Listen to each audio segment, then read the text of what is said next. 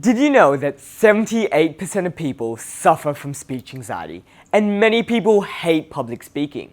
But why? Yes, it can be scary. Sure, people might be looking at you. And yes, you have the potential to make a couple of mistakes. But so what? At the end of the day, fear and stress are always going to be a part of your life. Well, what's the difference in speaking in public? In a way, public speaking is like holding a mirror and a magnifying glass up to your flaws and insecurities. It's hard to go on stage and convince someone you're this amazing, lovable, and likable person when you may not be comfortable with all aspects of your presentation. See, a lot of people think public speaking is a reflection on how others perceive you, but it's actually a reflection on how you perceive yourself. See, when you get up on stage, you are out there.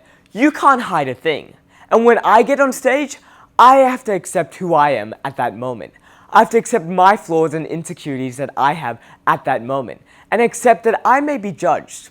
To be a great speaker, it's very much an internal journey more than an external journey. It's looking at all the pain and fear that you have and having the ability to address it. Also, a lot of people are afraid to make mistakes when speaking. Guess what? It's only you that know exactly what you are going to say. And many people don't even notice the slip-ups or even when you forgot to say a part of your speech. And it's also okay to make a couple of mistakes. In fact, in public speaking, I would recommend to make as many mistakes as possible. Why?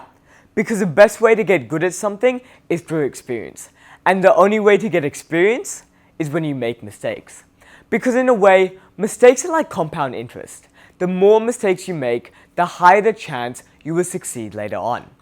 Public speaking is one of the best ways to build your self-confidence and self-esteem no matter what career path you take, and it is a skill that you will need for the rest of your life.